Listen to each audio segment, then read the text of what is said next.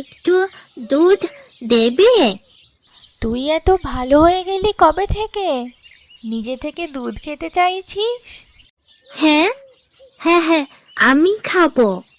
এই নে।